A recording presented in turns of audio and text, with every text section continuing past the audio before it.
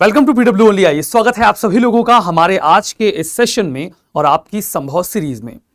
हम आपकी संभव सीरीज में कंप्लीशन के नजदीक हैं और कुछ ही सेशंस में आपका ये जो संभव पार्ट है ये जल्द ही फिनिश होगा। आज आपको इफ यू रिमेंबर तो लास्ट सेशन में हमने चैप्टर नंबर 26 फिनिश किया था और आज के इस सेशन में हम चैप्टर नंबर 27 एंड 28 फिनिश करेंगे क्योंकि ये छोटे चैप्टर्स हैं। पॉइंट नंबर 1 ये चैप्टर्स छोटे हैं एंड पॉइंट नंबर 2 जो चैप्टर नंबर 27 है उसमें जो बातें हैं वो सब्जेक्टिव बातें हैं और वो समहाउ पूरे मॉडर्न हिस्ट्री का इन वन वे रिवीजन है। मतलब जो कुछ आपने अभी तक पढ़ा है उसका इसेंस है उस चैप्टर में, और इसकी जो सब्जेक्टिविटी है ये सब्जेक्टिविटी इस चैप्टर को मेंस के पर्सपेक्टिव से बहुत खास बनाती है। ठीक है, तो इस चैप्टर को उसकी सब्जेक्टिविटी के साथ डील करेंगे। ठीक है, उसमें ऐसा नहीं है कि बहुत आउट ऑफ बॉक्स या नई बातें हैं, नहीं, नई बातें नहीं है। बातें वही हैं जो हमने पढ़ी समझी और जानी हैं, लेकिन जो बातें हैं बड़ी सब्जेक्टिव हैं और यूनिक हैं। और चैप्टर नंबर जो 28 है वो भी बहुत छोटा सा प्यारा सा चैप्टर है। वो ब्रिटिशर्स की जो इंडिया में इकोनॉमिक पॉलिसी रही है उसके इम्पैक्ट को एक्सप्लोर करता है। और यूपीएससी ने मेंस में क्वेश्चन पूछा हुआ था कि जो ब्रिटिश औद्योगिक क्रांति थी उसका भारतीय हथकरघा उद्योग पर क्या प्रभाव पड़ा। तो ये जो चैप्टर है चैप्टर नंबर 27 एंड 28 ये दोनों चैप्टर बहुत सब्जेक्टिव चैप्टर्स है। और ये चैप्टर्स अपने आप में नए ना होते हुए भी जो टॉपिक्स इनकलकेट करते हैं खुद में वो मेंस के पर्सपेक्टिव से इंपॉर्टेंट बन जाते हैं। तो चलिए शुरुआत करते हैं आपके आज के इस सेशन की। आप देख रहे हैं संभव सीरीज और हम कवर कर रहे हैं मॉडर्न इंडियन हिस्ट्री, आधुनिक भारत का इतिहास थ्रू स्पेक्ट्रम। और यहां पर जो आज हमारी बातचीत होगी वो होगी चैप्टर 27 के बारे में पहले, और उसके बाद जो हमारी बातचीत होगी वो चैप्टर 28 के बारे में होगी। तो देखिए सबसे पहले जो हमारी बातचीत होगी वो चैप्टर 27 पर होगी। और जो हमारा चैप्टर 27 है जिसे आज हम डील कर रहे हैं इस स्पेक्ट्रम सीरीज में वो है भारत में ब्रिटिश नीतियों का सर्वेक्षण। टॉपिक का क्या नाम है? भारत में ब्रिटिश नीतियों का सर्वेक्षण। भारत में ब्रिटिश नीतियों का सर्वेक्षण।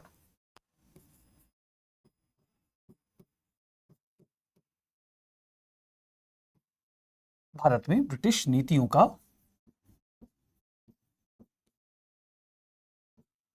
सर्वेक्षण। भारत में ब्रिटिश नीतियों के सर्वेक्षण से हमारा तात्पर्य यह है कि 1757 के बाद 1947 तक की कहानी हम लोगों ने फिनिश कर ली है। और चूंकि 1947 तक की कहानी समाप्त हो चुकी है तो अब हम देखते हैं कि इस पूरे 190 सालों के चरण में उनकी जो नीतियां थी वो किस प्रकार की थी, उनका जो ओरिएंटेशन था वो क्या था, उनके पीछे की उन नीतियों के पीछे की उनकी सोच क्या थी। ठीक है, तो वो जो नीतियां यहां पर संचालित कर रहे हैं उसके पीछे कौन सी सोच है जो कार्य कर रही है। ठीक है, तो उन सोच और उन नीतियों के बारे में चर्चा करेंगे। तो उनकी जो नीतियां रही हैं भारत में वो किस प्रकार से थी। अब देखो उनकी प्रशासनिक नीतियां भारत में क्या रही, मैं आपको बताता हूं। प्रशासनिक नीतियां हमने ऑलरेडी पढ़ी हुई हैं। हमने समझा था कि जो उनकी नीतियां थी उनमें उन्होंने किस प्रकार से जो कानून बनाए, अधिनियम बनाए, चार्टर अधिनियम बनाए, भारत शासन अधिनियम आए, उनका क्या उद्देश्य रहा। वो समय काल परिस्थितियों के अनुरूप या तो भारतीयों को अपीग्स खुश करने के लिए थी या उनके ऊपर किसी प्रकार के दंडारोपण के लिए थी। इन्हीं उद्देश्यों से इन कानूनों को लाया गया। लेकिन आप अब उसका एक ब्रॉडर पर्सपेक्टिव समझिए। अब जब आप उसका ब्रॉडर पर्सपेक्टिव समझेंगे तो आपको इस चीज में क्लैरिटी मिलेगी कि जैसे हम अक्सर बात करते हैं कि ये कहानी बड़ी सिंपल सी और छोटी सी है, और अगर ये कहानी बहुत सिंपल सी और छोटी सी है तो इसमें जो एक डिवाइडिंग लाइन है वो 1857 का रिवोल्ट है। उसमें जो डिवाइडिंग लाइन है वो क्या है? 1857 का रिवोल्ट है। आप 1857 के रिवोल्ट के पहले, ठीक है, 1857 के रिवोल्ट के पहले और बाद की नीतियों का सर्वेक्षण करिए तो उनकी जो प्रशासनिक नीति 1857 की क्रांति के पूर्व है, जो प्रशासनिक नीति 1857 की क्रांति के पूर्व है और जो प्रशासनिक नीति 1857 की क्रांति के बाद है, उसमें एक बहुत ही महत्वपूर्ण परिवर्तन आपको देखने को मिलेगा। और वो परिवर्तन क्या है? परिवर्तन ये है कि जब वो भारत में आते हैं तो उनके लिए जो आरंभिक चरण में दुश्मन रहे हैं वो मुसलमान रहे हैं। क्यों? क्योंकि इसके पहले भारत में इस्लामिक सत्ता हुआ करती थी, मुगलों का शासन हुआ करता था। तो जब अंग्रेज भारत में आए तो उन्होंने सत्ता वास्तविक अर्थों में छीनी किससे? मुगलों से। ये बात एकदम सच है कि मुगल उस समय प्रभावशाली नहीं थे। मुगलों का जो पतन हुआ है वो उनकी आंतरिक परिस्थितियों और क्षेत्रीय राज्यों के उभरते हुए दबाव के कारण हुआ है। लेकिन जो औपचारिक सत्ता थी वो तो देखिए मुगलों के पास थी, और वो औपचारिक सत्ता जो मुगलों के पास थी वो वास्तविक अर्थों में मुसलमानों के पास थी। मतलब जब ब्रिटिशर्स इंडिया में आए तो एक इस्लामिक सत्ता भारत में स्थापित थी और उन्होंने उस इस्लामिक सत्ता से उनके अधिकारों को छीना और भारत में कब्जा जमा लिया। तो वो स्वाभाविक प्रतिद्वंदी किसे मानेंगे? हिंदुओं को या मुसलमानों को? उनके जो स्वाभाविक प्रतिद्वंदी होंगे वो मुसलमान होंगे। ठीक है, यहां पर आप देखो तो उनके जो स्वाभाविक प्रतिद्वंदी हैं वो मुसलमान हैं। लेकिन क्या उनके हिंदू दोस्त हैं, मित्र हैं? नहीं, ऐसा नहीं है कि वो उनके मित्र हैं, दोस्त हैं, ऐसा कुछ भी नहीं है। हिंदू भी उनके प्रतिद्वंदी ही हैं। तो यहां पर आप देखो तो हिंदू व मुसलमान दोनों ही अंग्रेजों के प्रतिद्वंदी हैं और दो के दोनों इस बाह्य सत्ता का समर्थन नहीं करते। लेकिन स्वाभाविक जो दुश्मनी है, वैमनस्य है, वो मुसलमानों के साथ है, हिंदुओं के साथ नहीं। फिर 1857 का जो विद्रोह होता है, उस विद्रोह की जिम्मेदारी भी वो किसके ऊपर डालते हैं? मुसलमानों के ऊपर। इसका दायित्व तो अंग्रेजों ने किसके ऊपर डाला? अंग्रेजों ने ये दायित्व मुसलमानों के ऊपर डाला। इस दायित्व को मुसलमानों के ऊपर डालने के पीछे जो महत्वपूर्ण कारण जिम्मेदार थे वो क्या थे? एक तो बहादुर शाह जफर का इसका नेतृत्व लेना और दूसरा जो पुरानी मुगल सत्ता थी उसको रिवाइव करने का प्रयास करना। बहुत भारी संख्या में जो मुसलमान जागीरदार, जमींदार, राजा, सुल्तान थे, उन्होंने इस विद्रोह में भागीदारी भी दिखाई। आम मुसलमानों ने भी इसमें अपनी जो समस्याएं थी उनसे प्रताड़ित होते हुए प्रतिक्रिया दी और इसकी वजह से हिंदुओं के साथ एक बड़ी मुसलमान आबादी 1857 के विद्रोह में भागीदार थी। तो उन्होंने इस पूरे विद्रोह की जिम्मेदारी डाल दी मुसलमानों के ऊपर।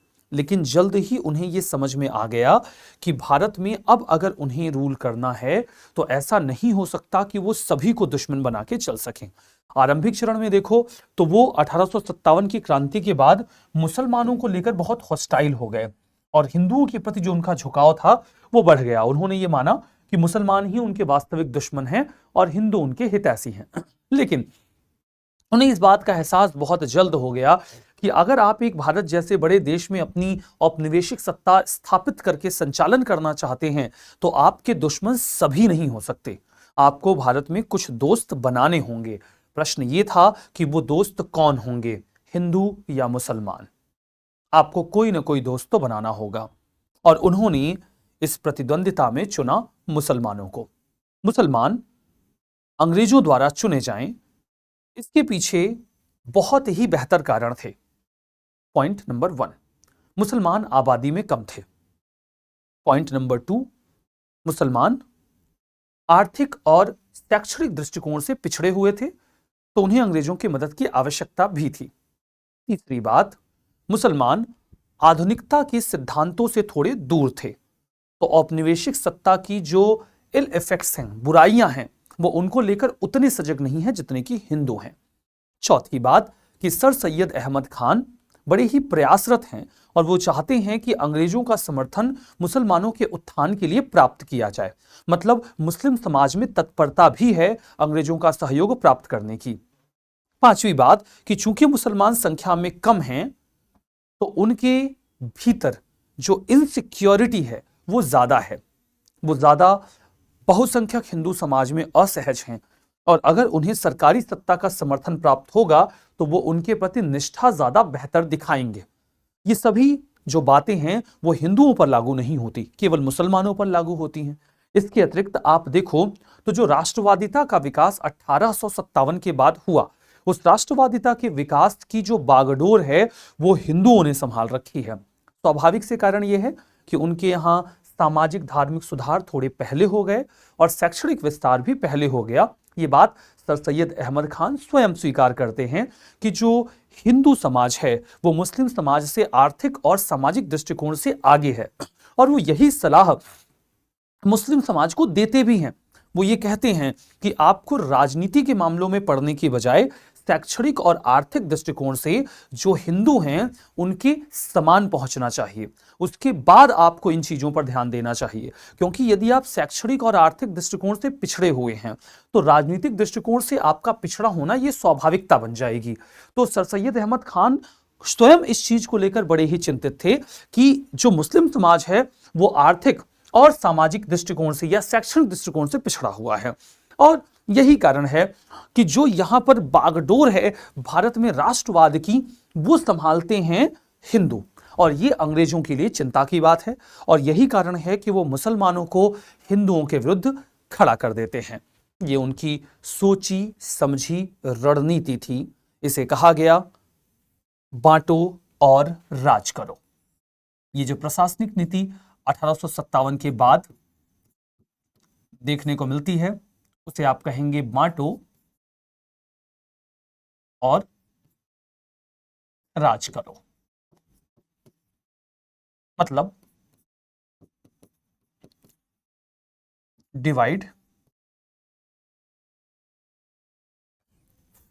And rule. Divide and rule की उनकी ये जो पॉलिसी है इसमें दो कंपोनेंट्स हैं। एक कंपोनेंट है हिंदू और दूसरे कंपोनेंट है मुस्लिम। अंग्रेजों को हिंदुओं का समर्थन नहीं चाहिए, लेकिन उन्हें मुसलमानों का समर्थन चाहिए। और यही नीति आप देखिए तो 1857 से लेकर 1947 तक के चरण में आपको देखने को मिलेगी। अंग्रेजों से सीखना चाहिए। उन्होंने बहुत ही प्रभावी तरीके से इस नीति का उपयोग किया, और इस नीति ने आने वाले 90 सालों में उनकी सत्ता को भारत में मजबूती दी। विभाजन करो और राज करो की नीति प्रभावी थी, कारगर थी, और वो उनकी शासन सत्ता को भारत में मजबूत बनाती थी। तो प्रशासनिक नीति में विभाजन करो और राज करो की नीति को बहुत ही अच्छी तरीके से उपयोग में लाया गया। तो बांटो और राज करो की जो उनकी नीति है वो किसी भी संगठित जन प्रतिक्रिया को रोकने में एक बहुत ही प्रभावी टूल या तकनीक के तौर पर कार्य करती है। इस नीति के तहत उन्होंने शासकों को अपनी प्रजा के विरुद्ध, एक राज्य को दूसरे राज्य के विरुद्ध, एक क्षेत्र को दूसरे क्षेत्र के विरुद्ध, और हिंदुओं को मुसलमानों के विरुद्ध बांट दिया। अब विभाजन करोगी और राज करोगी जो नीति है ना, उसमें जो विभाजन हुआ है वो केवल धर्मगत विभाजन नहीं है, वो जातीय विभाजन भी है। जब आपसे कहा जाए कि विभाजन करो और राज करो की नीति जो अंग्रेजों की है, आप उसका विश्लेषण करिए। तो अगर आप विभाजन करो और राज करो की नीति का विश्लेषण करेंगे,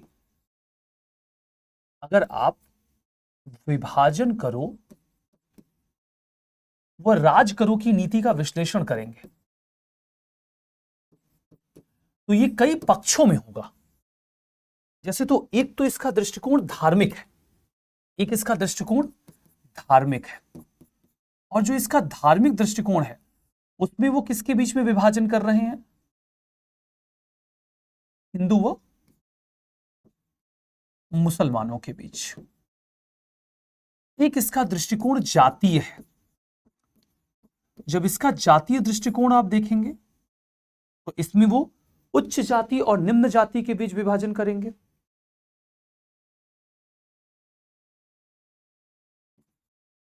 उच्च जाति व निम्न जाति। देखो, ये अंबेडकर जी को उच्च जाति के खिलाफ खड़ा कर देंगे। एक तो इसका जातीय विभाजन है, जातीय विभाजन के बाद इसका एक राजनीतिक विभाजन है। आप इसका एक राजनीतिक विभाजन देखो।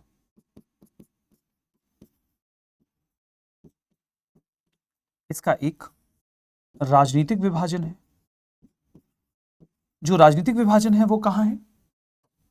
जो राजनीतिक विभाजन है वो कहां है?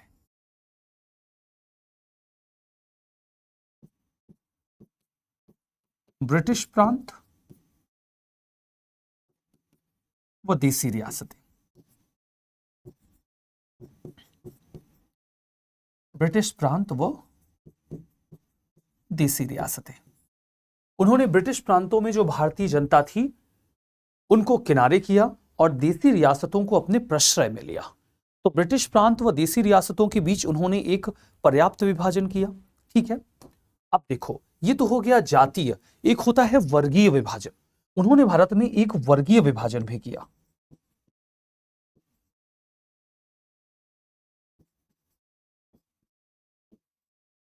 एक वर्गीय विभाजन भी किया। जो वर्गीय विभाजन है उसमें आप क्या पाते हो? वो जमींदार वर्ग को प्रश्रय देते हैं और जो भारत का शैक्षणिक वर्ग है उसका दमन करते हैं, जो आधुनिक विचारों का समर्थक है। तो जो जमींदार और रूढ़िवादी वर्ग है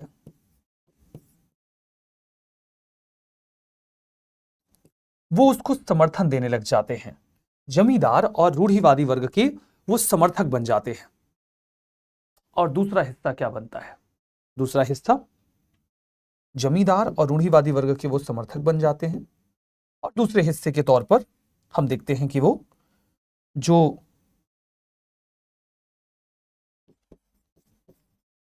आधुनिक शैक्षणिक वर्ग है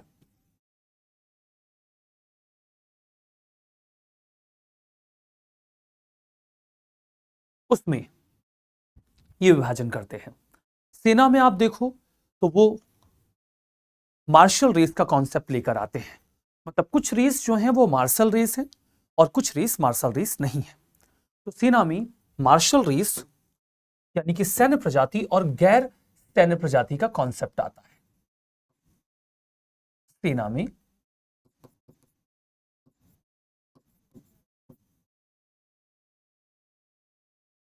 सैन्य प्रजाति या लड़ाकू प्रजाति कह लो।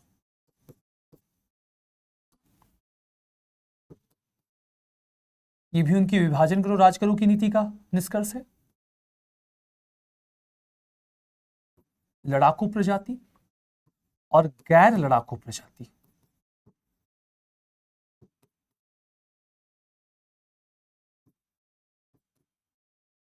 लड़ाकू प्रजाति में वो किसको रखते हैं?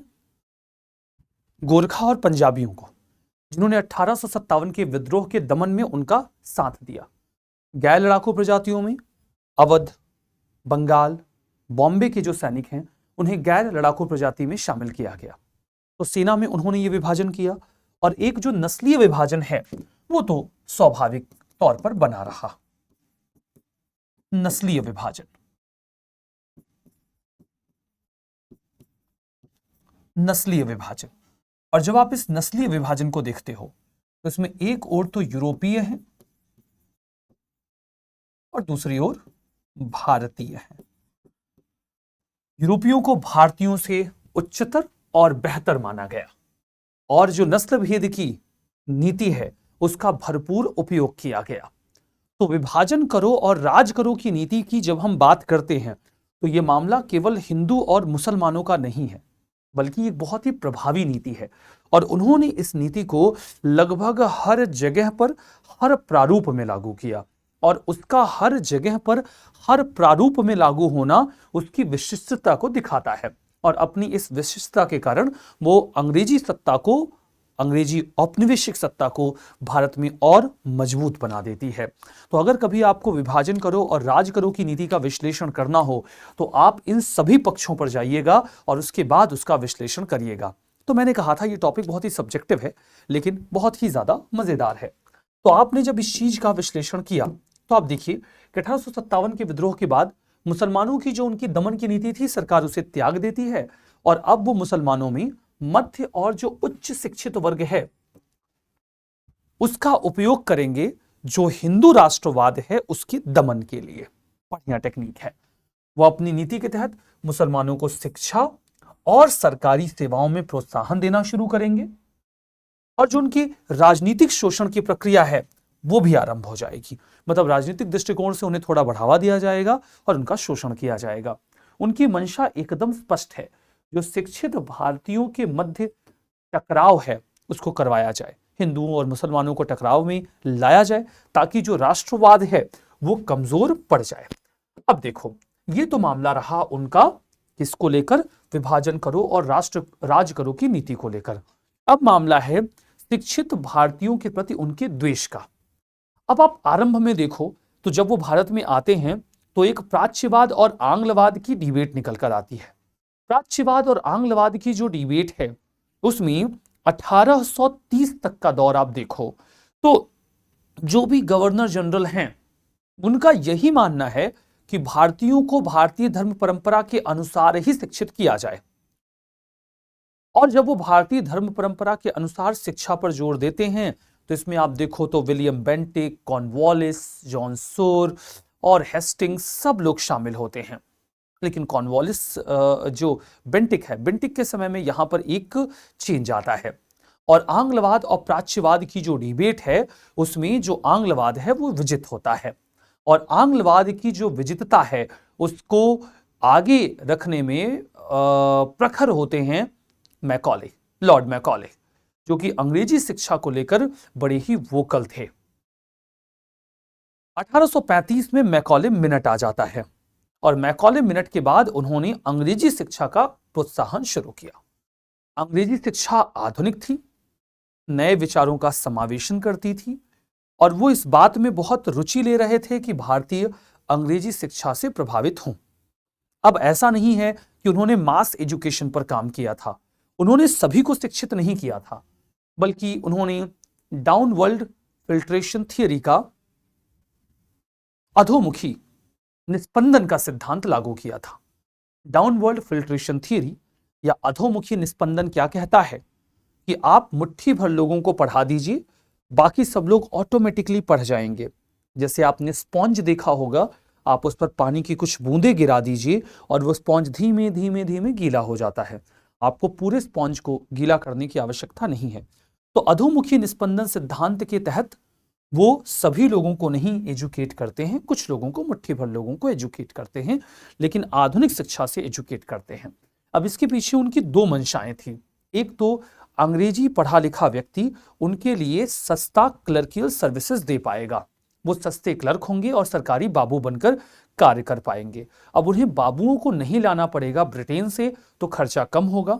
दूसरा मामला निकल के आता है कि जो पढ़ी लिखी आबादी है ये बेहतर कंज्यूमर होगी ब्रिटिश मेड गुड्स के लिए। अंग्रेजों के उद्योगों में जो कपड़े, जो सामान बनाए जाते हैं उनका बेहतर उपभोग ये पढ़ी लिखी आबादी करेगी। तो ये उनके आर्थिक हितों के लिए भी सही था और इसी दृष्टिकोण से देखो उन्होंने सामाजिक धार्मिक सुधार भी भारत में किए हैं। इसी दृष्टिकोण से उन्होंने सामाजिक धार्मिक सुधार भी किए हैं। ये सब कुछ 1857 तक बड़ा ही पिंक पिंक लग रहा था। पिंक यानी कि गुलाबी, हम इसे कुछ इस तरीके से लेते हैं, गुलाबी दुनिया, एक ऐसी दुनिया जो बहुत बेहतर है, जहां सब कुछ अच्छा है। ठीक है, तो एक ऐसी दुनिया के तौर पर यह सब कुछ चैनलाइज होता रहा। लेकिन थोड़े समय के बाद क्या हुआ, 1857 की क्रांति हो गई और 1857 के बाद वो दुनिया अब इनके लिए बेहतर नहीं थी।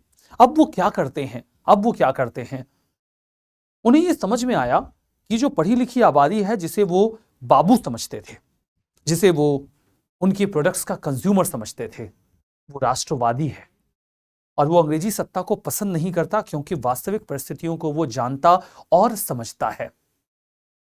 अब ये इनके लिए चिंता का विषय था। इस पढ़ी लिखी आबादी को लेकर, आधुनिक शिक्षा को लेकर ये बड़े उत्साहित थे, लेकिन बाद में उनका ये उत्साह धीमा पड़ गया और ये उत्साह जो उनका धीमा पड़ा है वो उनके द्वेष का कारण बना। तो मध्यम वर्गीय राष्ट्रवादी नेतृत्व अब उन्हें रास नहीं आ रहा है, क्योंकि राष्ट्रवादी आंदोलन जो 1850-57 की क्रांति के बाद 1860 के बाद अपनी भूमिका बनाता है, वो 1885 में कांग्रेस के फॉर्मेशन में परिवर्तित हो जाता है। और ये अंग्रेजों के लिए एक चुनौती है। अंग्रेज उन सभी व्यक्तियों और प्रयासों का विरोध करने लग जाते हैं जो आधुनिक शिक्षा की वकालत करता है। क्यों? क्योंकि अगर आधुनिक शिक्षा आएगी तो नए विचार आएंगे और ये नए विचार अब उन्हें बर्दाश्त नहीं है। अब ये नए विचार उन्हें बर्दाश्त नहीं है।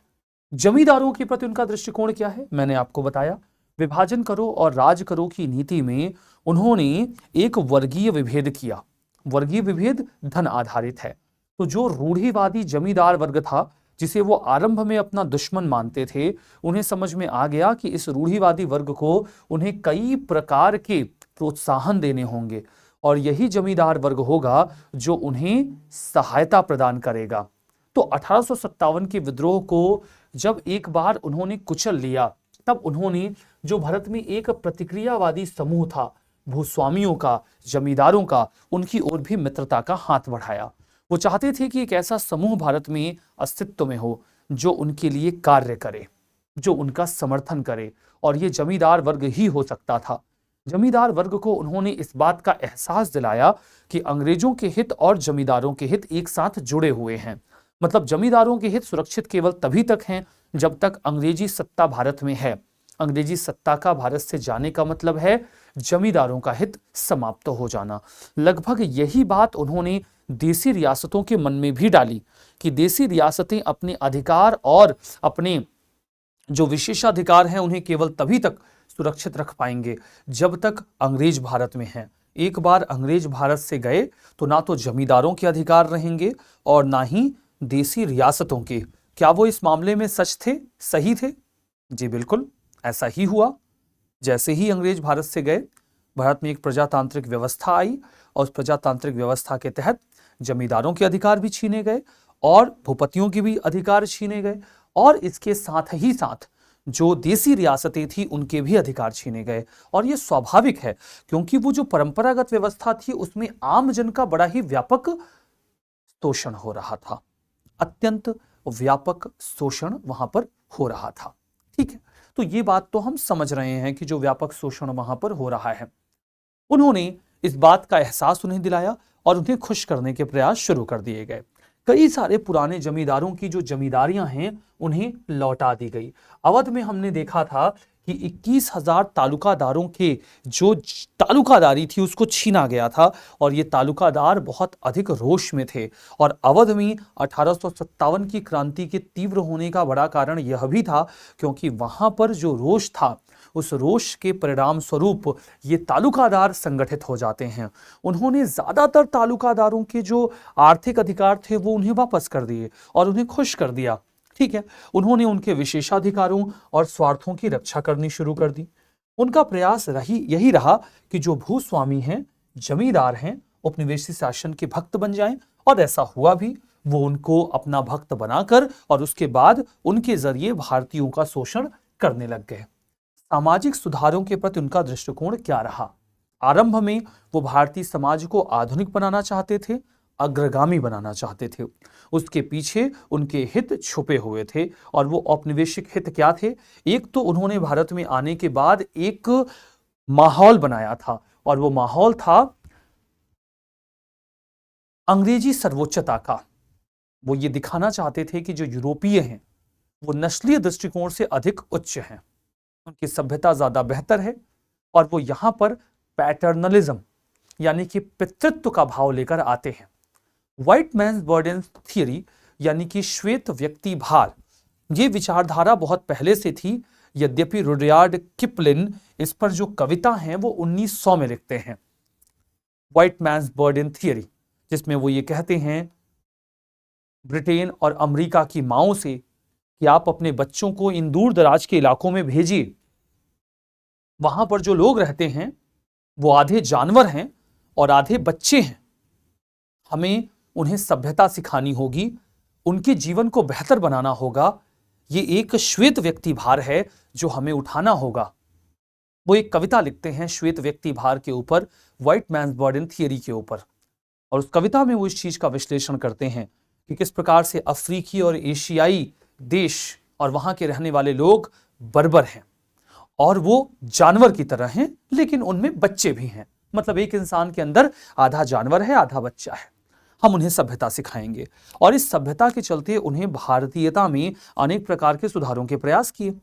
वो सुधार एक ओर तो उनके जातीय सर्वोच्चता को स्थापित करने का एक प्रयास था और दूसरा ये प्रयास था कि वो भारत को आधुनिक करके बेहतर उपभोक्ता बना सके।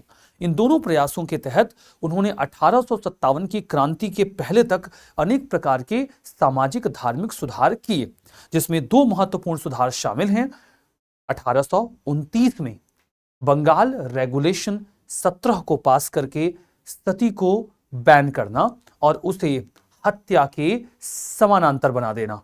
1856 में विधवा पुनर्विवाह अधिनियम को पास करके विधवाओं के पुनर्विवाह की व्यवस्था करवाना। ये उनके ऐसे सुधारों के कदम थे जिन्हें भारतीय दृष्टिकोण से बहुत ही सकारात्मकता के साथ देखा जाए। वो भले ही इसे अपने निजी स्वार्थों के कारण लेकर आते हैं, लेकिन इन निजी स्वार्थों के बावजूद इन्होंने भारतीय समाज में महिलाओं की स्थिति को बेहतर बनाया और इसके लिए भारतीय समाज को उनका ऋणी होना चाहिए, भले ही उन्होंने इसे अपने स्वार्थ के अनुरूप किया हो। ठीक है, अंग्रेज लेकिन 1857 की क्रांति के बाद सहम गए। 1857 की क्रांति के जब कारणों का विश्लेषण किया गया तो उन्होंने यह भी पाया कि भारतीय समाज में इस बात को लेकर अत्यधिक असंतोष रहा है कि वो भारतीय धर्म और परंपरा में हस्तक्षेप क्यों करते हैं।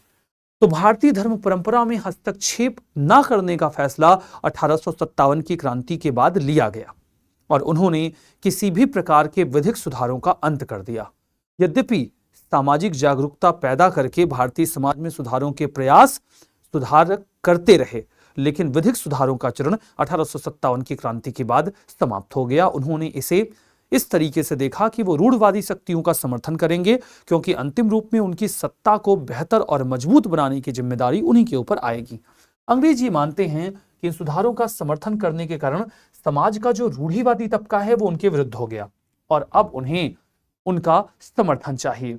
अंग्रेजों ने प्रतिक्रियावादी तत्वों को बढ़ावा देने का फैसला किया, क्योंकि इससे वो जातीय और सांप्रदायिक चेतना को बढ़ावा दे सकते थे और ये उनके विभाजन करो और राज करो की नीति के अनुरूप था। ठीक है, वो सामाजिक सेवाओं को अविकसित रखते हैं। वो किसी भी प्रकार का निवेश ऐसा नहीं करते जिससे भारतीय समाज में अनेक प्रकार के विकास हो सके। सेना और नागरिक प्रशासन पर जो व्यय किया जा रहा था उसका उपयोग विद्रोहों को कुचलने के लिए किया गया। इसके अलावा शिक्षा, स्वास्थ्य, स्वच्छता और भौतिक आधारभूत ढांचे, इनके ऊपर जो खर्च किया जा रहा था वो हमेशा उपेक्षित रहा। उनका हमेशा ध्यान रहा कि सेना और नागरिक प्रशासन जैसे कि पुलिस, इससे सुदृढ़ किया जाए, इसके ऊपर व्यय किया जाए, क्योंकि इसके ऊपर जो व्यय होगा वो उनकी स्थिति को भारत में मजबूत करेगा। लेकिन ये व्यय उनके लिए बेकार है, क्योंकि वो यहां पर रहने वाले लोगों को जानवर स्वरूप मानते थे और उनके लिए अगर नागरिक सेवाओं को विकसित ना भी किया जाए तो समस्या क्या है? समस्या क्या है?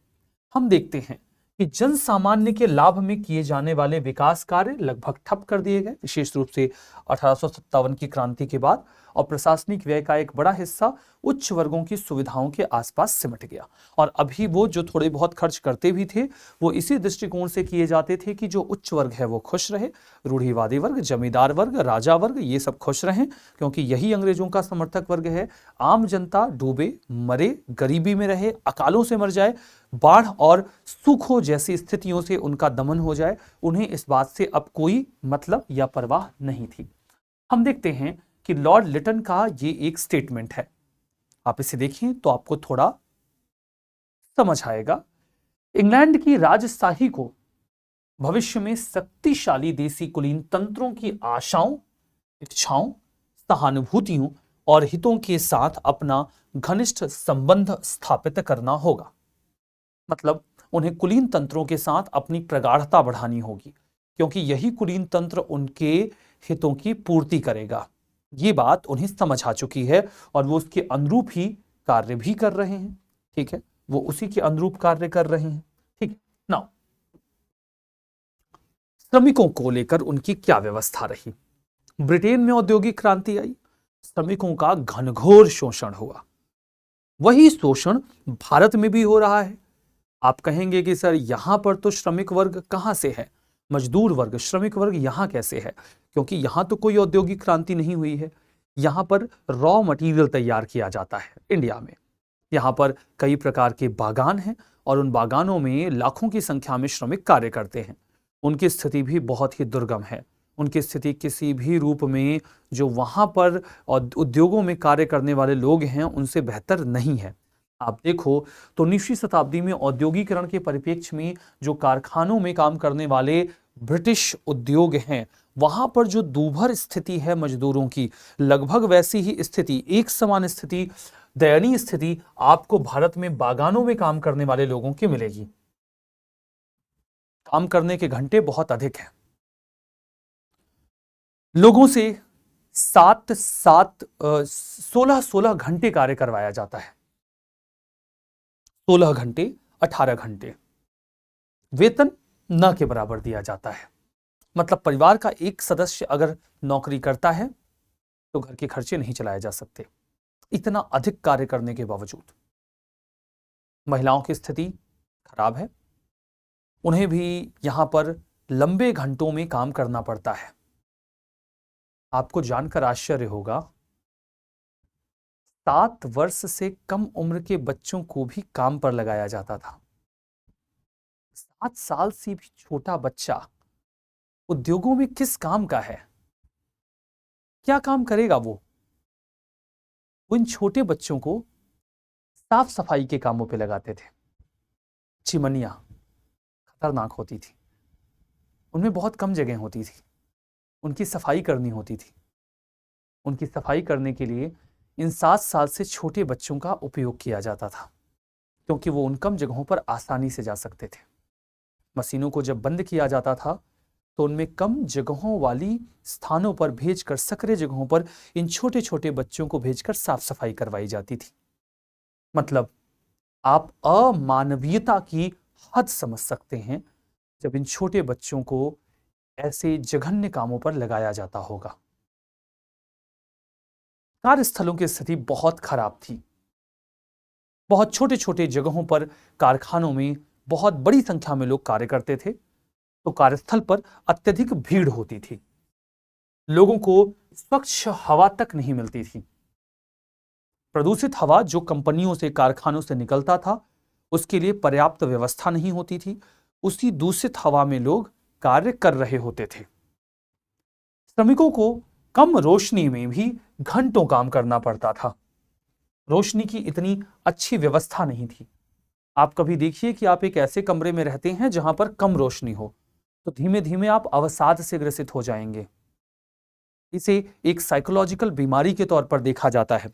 जब कोई व्यक्ति बहुत लंबे समय तक कम रोशनी में समय बिताता है तो वो एक अवसाद से, डिप्रेशन से ग्रसित हो जाता है। इसे साइकोलॉजी के टर्म में डिम लाइटिंग इफेक्ट कहा जाता है। डिम लाइटिंग इफेक्ट एक ऐसी मनोवैज्ञानिक अवस्था है जो कम रोशनी में लंबा समय गुजारने की वजह से होता है। आपको ऐसा लगेगा कि दुनिया में कोई भी आपसे प्यार नहीं करता, आप बहुत दुखी रहेंगे, और कई बार तो ऐसे लोग आत्महत्या के भी प्रयास करते हैं।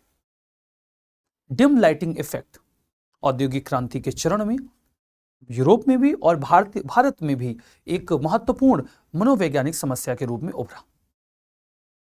इतनी अमानवीय स्थितियों में मजदूर लगातार कार्य कर रहे थे। कारखानों में, भारतीय कारखानों में मजदूरों की स्थिति को बेहतर किया जाए, इसकी मांग भारत में नहीं की गई। आपको जान के सच में आश्चर्य होगा, इसकी मांग ब्रिटेन में की गई। बड़ी मजेदार है हिस्ट्री। ब्रिटेन में कुछ लोग थे जो चाहते थे कि भारत में मजदूरों के साथ बेहतर व्यवहार हो, उनके कार्य के घंटे निर्धारित हों, उन्हें अधिक वेतन दिया जाए। अब ये मानवतावादी लोग ब्रिटेन में भारत के श्रमिकों को लेकर इतने चिंतित क्यों हैं?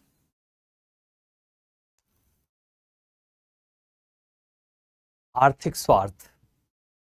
उन्हें ऐसा लगता है कि भारत में जो श्रमिक है, जो श्रम या मजदूरी है, वो बहुत कम है। भारत में जो श्रम या मजदूरी है वो बहुत कम है। क्योंकि भारत में मजदूरी बहुत कम है, तो इससे हो सकता है कि भारतीय सामान सस्ते हो जाए और ब्रिटिश उद्योग उनका सामना न कर पाए। उन्हें भारत में मजदूरों की स्थिति से कोई लेना देना नहीं था। उन्हें बस आर्थिक प्रतिस्पर्धा में आगे रहना था। इसीलिए वो भारत में श्रमिकों के लिए सुधार वाले कानूनों की मांग करते हैं। वो कारखानों की दशाओं यानी कि वर्किंग कंडीशन को बेहतर करने की मांग करते हैं और इन्हीं मांगों के चलते फिर भारत में भी मांगे होने लग जाती हैं कि भाई थोड़ा स्थिति को बेहतर करिए। 1875 में इसके लिए पहले आयोग को नियुक्त किया गया और 1881 में पहला कारखाना अधिनियम तैयार किया गया। इस पहले कारखाना अधिनियम में क्या प्रावधान किए गए, आइए उस पर चर्चा करते हैं। पहले कारखाना अधिनियम में जो प्रावधान किए गए हैं उसमें यह कहा गया कि एक महत्वपूर्ण बात की गई कि 7 वर्ष से कम आयु के बच्चों को काम पर नहीं लगाया जाएगा। अब आप सोचिए कि 7 वर्ष से कम आयु के बच्चे पहले काम पर लगे होते थे और अब यह फैसला किया गया कि 7 वर्ष से कम आयु के बच्चों को काम पर नहीं लगाया जाएगा। बहुत बढ़िया। यह भी कहा गया कि बच्चे जो 7 वर्ष से अधिक के हैं उन्हें यदि काम पर लगाया जाएगा तो उनसे अधिकतम 9 घंटे काम करवाया जाएगा। क्या बात है, 9 घंटे 7 साल से। वैसे बाद में हम देखेंगे कि इसे और बढ़ाया जाएगा। तो 1881 का जो अधिनियम है, 1881 का जो अधिनियम है उसमें क्या किया गया है कि बोला गया कि 7 साल से अधिक उम्र के बच्चे से आप 9 घंटे से अधिक कार्य नहीं करवाएंगे। धन्य है ये ब्रिटिश सरकार, जहां 7 साल से 10 साल, सपोज करिए कि 8-9 साल का एक बच्चा है, उससे आप दिन में 9 घंटे काम करा सकते हैं। Well done. बाल श्रमिकों को महीने में 4 अवकाश दिए जाएंगे। संडे की छुट्टी मिलेगी। मतलब समझ रहे हो, बाकियों को नहीं मिलती थी। 365 दिन काम करो। 300। आजकल के कुछ उद्योगपति लोग हैं ना, कहते हैं 14-14 घंटे काम करो, हफ्ते में 90 घंटे काम करो। ये लोग उस विचारधारा से काफी प्रभावित लगते हैं। खतरनाक मशीनों के चारों ओर बाड़ें लगाई गई ताकि जो बाल श्रमिक वहां हैं वो कहीं उन मशीनों की चपेट में ना आ जाएं। वो बच्चे होते थे, उन्हें काम से जरा सा मौका मिलता था वो खेलने कूदने लगते थे और इस चक्कर में वो कभी किसी मशीन की चपेट में आ जाते थे और उनके चीथड़े उड़ जाते थे। वो लोगों के सामने यूं मर जाते थे जैसे कि जिंदगी की कोई कीमत ही नहीं है। तो फिर कोशिश की गई कि मशीनों, ये कोशिश नहीं की गई कि उन्हें काम पे ना लगाया जाए, कोशिश ये की गई कि चारों ओर बाड़े लगा दिए जाएं ताकि वो इन मशीनों में जाके मरे नहीं। कुछ सुधार के प्रावधान किए गए। ये तो 1881 का कारखाना अधिनियम रहा। आप 1891 के कारखाना अधिनियम पे जाएंगे तो आप देखेंगे कि जो पहले काम करवाने की आयु 7 वर्ष से 12 वर्ष थी कि आप इसके बीच के बच्चों को काम कर पे लगा सकते हैं, उसे बढ़ा के 9 से 14 किया गया। बोला गया कि अब 9 साल से कम उम्र के बच्चों को काम पे नहीं लगाएंगे। 81 वाले अधिनियम में बोला गया था कि 7 साल से कम उम्र के बच्चों को काम पे नहीं लगाएंगे। यहां पे बोला गया कि अभी 9 साल से कम उम्र के बच्चों को काम पे नहीं लगाएंगे। उनके जो काम के घंटे थे पहले 9 थे, उन्हें घटाकर भी 7 किया गया कि अगर आप किसी बच्चे से काम करवा रहे हैं तो 7 घंटे से अधिक काम नहीं करवाएंगे। अब देखो मामला, एक बात समझो कि ये सब तो कानून है जिनमें परिवर्तन हो रहे हैं। वास्तविक स्थिति कितनी परिवर्तित हो रही है वो तो अलग मामला है। पहले तो कानून ही अलाउ करता था कि वो 9 घंटे तक कार्य कर सकते हैं। महिलाओं के लिए काम करने के जो घंटे हैं वो 11 फिक्स कर दिए गए। पहले महिलाएं 15-15, 16-16 घंटे काम करती थी।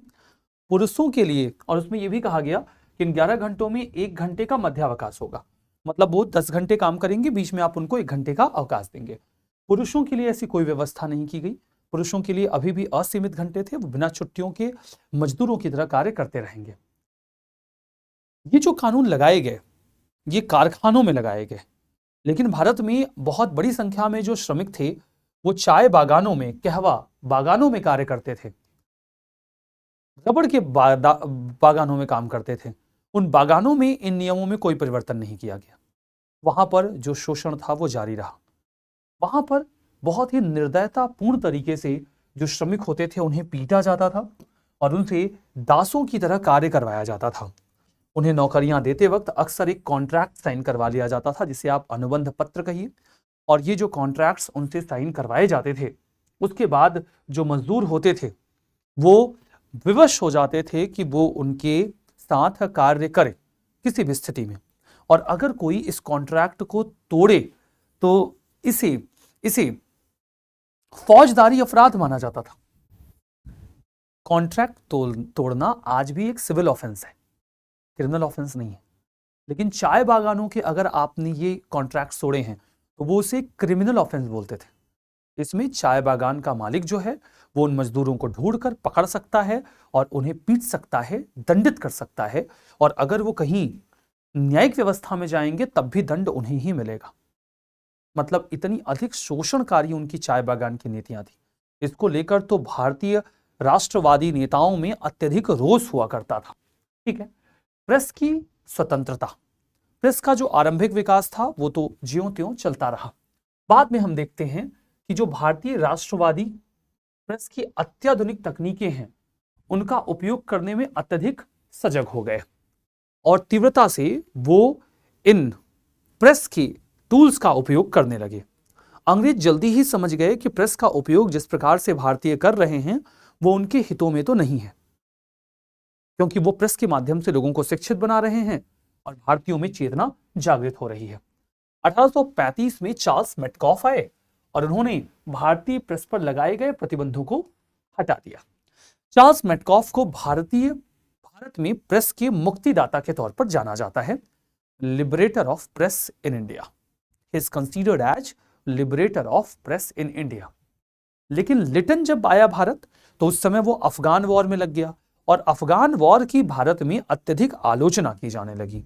अफगान वॉर की इन आलोचनाओं से बचने के लिए उसने क्या किया कि 1878 में बहुत ही अलोकप्रिय भारतीय भाषा समाचार पत्र अधिनियम लेकर आया, जिसे वर्नाक्युलर प्रेस एक्ट कहा गया, जिसमें यह कहा गया कि भारतीय भाषा में प्रकाशित होने वाले सभी समाचार पत्रों को बंद किया जाएगा। उसका निशाना अमृत बाजार पत्रिका थी शिशिर कुमार घोष की।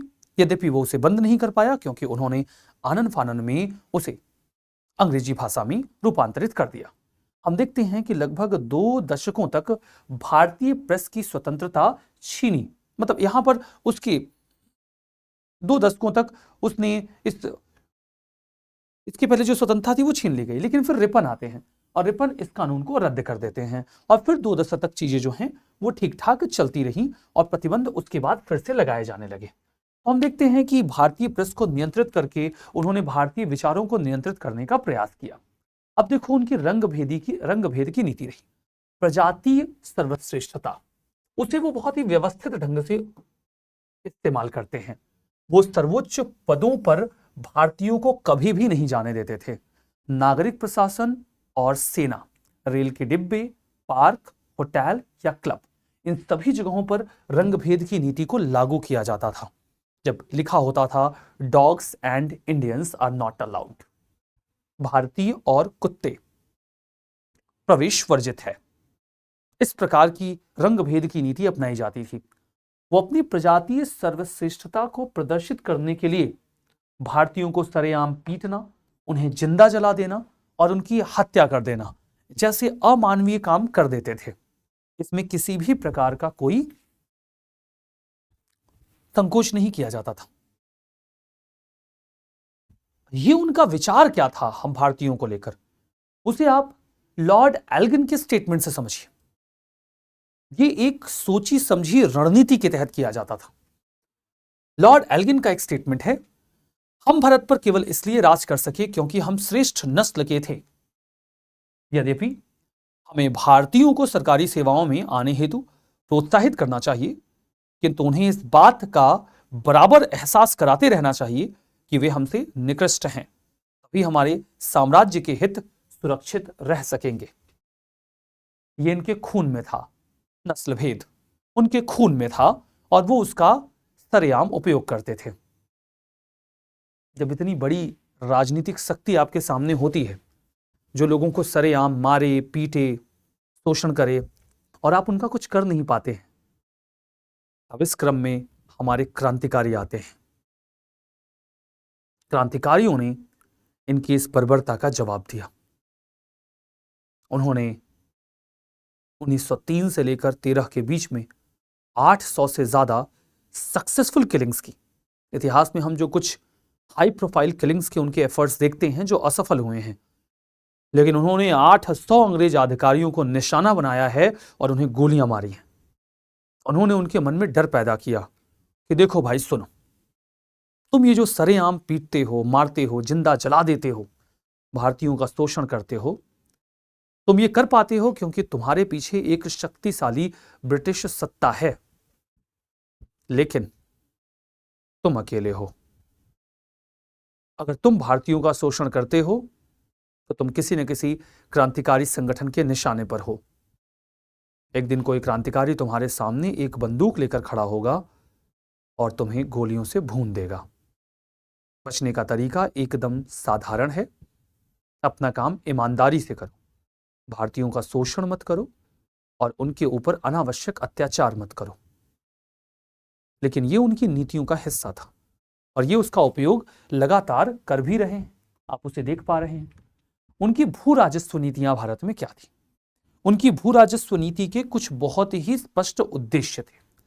उद्देश्य नंबर 1, अधिक से अधिक राजस्व की प्राप्ति करना ताकि वो भारत में अपनी औपनिवेशिक सत्ता से अधिक लाभ कमा सके। दूसरा, भारत में एक ऐसे वर्ग को पैदा किया जा सके जो उनका परंपरागत रूप से समर्थक बन जाए, और इसीलिए वो भू राजस्व की प्रणाली में जमींदारों को बहुत तवज्जो या इंपॉर्टेंस देते हैं। 1765 में इलाहाबाद की संधि के बाद उनके पास बंगाल, बिहार और उड़ीसा की दीवानी आ गई। 1771 में ईस्ट इंडिया कंपनी ने पुरानी भू राजस्व व्यवस्था को जारी रखा, लेकिन भू राजस्व को बढ़ा दिया गया। कंपनी के खर्चे में वृद्धि हुई तो भरपाई करने के लिए भू राजस्व की दरों को और बढ़ाया गया, और ऐसा करना स्वाभाविक था क्योंकि भू राजस्व ही एकमात्र तरीका था जिससे वो भारत में पैसे कमा सकते थे।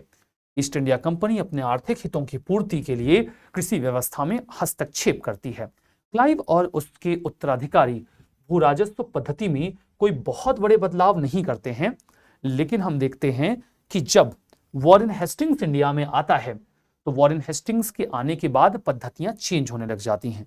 सबसे पहले इजारेदारी व्यवस्था आती है और इजारेदारी व्यवस्था के बाद 3 व्यवस्थाएं भारत में आती हैं: जमींदारी व्यवस्था, रैयतवाड़ी व्यवस्था और महालवाड़ी व्यवस्था। 1772 में वॉरेन हेस्टिंग्स इजारेदारी प्रथा की शुरुआत करता है। इजारेदारी प्रथा को हम रेवेन्यू फार्मिंग कहते हैं, मतलब यहां पर सबसे अधिक बोली लगाने वाले व्यक्ति को जमीन दे दी जाती है और उससे कहा जाता है कि आप एक साल में ये अमुक जो राशि है वो राजस्व के रूप में देंगे। उसके अलावा आप जो कुछ भी राजस्व वसूल पाते हैं वो आपका हुआ। कंपनी को जल्दी ही पहले आरंभ में इस इजारेदारी व्यवस्था को पंचवर्षीय व्यवस्था के तौर पर लगाया गया, क्विनियल सिस्टम के रूप में। बाद में उन्हें यह समझ में आया कि इससे उन्हें हानि हो रही है, तो 1772 से 77 तक की व्यवस्था चली। उसके बाद उन्होंने इसे सालाना व्यवस्था यानी कि एनुअल सिस्टम में कन्वर्ट कर दिया। फिर हम देखते हैं कि जब कॉर्नवालिस इंडिया में आता है तो कॉर्नवालिस को यह जिम्मेदारी सौंपी जाती है कि आप भारत में आर्थिक व्यवस्था का ढांचागत स्वरूप तैयार करें। और ढांचेगत स्वरूप को तैयार करने के लिए देखो, ये तो इजारेदारी व्यवस्था है। शुरू में पंचवर्षीय ठेके की व्यवस्था शुरू की गई और बाद में इसके दोष के कारण 1777 में इसे हटाकर इसे 1 वर्ष के लिए कर दिया गया। मतलब ये जो पंचशाला व्यवस्था थी वो सालाना व्यवस्था में परिवर्तित हो गई। लेकिन इस व्यवस्था में भी उन्हें अधिक लाभ नहीं हो रहा था क्योंकि ठेकेदार या जमींदार बीच में बहुत सारा पैसा जो है वो खा जाते थे। और तब उन्हें समझ में आया, तो यहां पर जब कॉर्नवालिस आया तब उन्होंने स्थायी बंदोबस्त की व्यवस्था का आरंभ किया। स्थायी बंदोबस्त के तहत वो चाहते थे कि भारत में जो राजस्व है वो एक लंबे समय के लिए फिक्स कर दिया जाए और उसमें किसी भी प्रकार का परिवर्तन ना हो। कॉर्नवालिस इस स्कीम में जॉन सोर के साथ लग गया। ठीक है, तो यहां पर देखते हैं कि 1765 से ही कंपनी के लिए राजस्व एक समस्या बनी हुई थी। हेस्टिंग्स जब आता है तो वो लगान की व्यवस्था में जो कार्य करता है इजारेदारी प्रथा, लेकिन इससे समस्या का समाधान नहीं हुआ। एक नंबर का करप्ट आदमी था ये वॉरेन हेस्टिंग्स। ये कितनी सारी जमीनों की बिडिंग तो खुद ही कर लेता है अपने ही लोगों को लगा के, मतलब आधी जमीनों की इजारेदारी तो खुद ही इसके पास थी।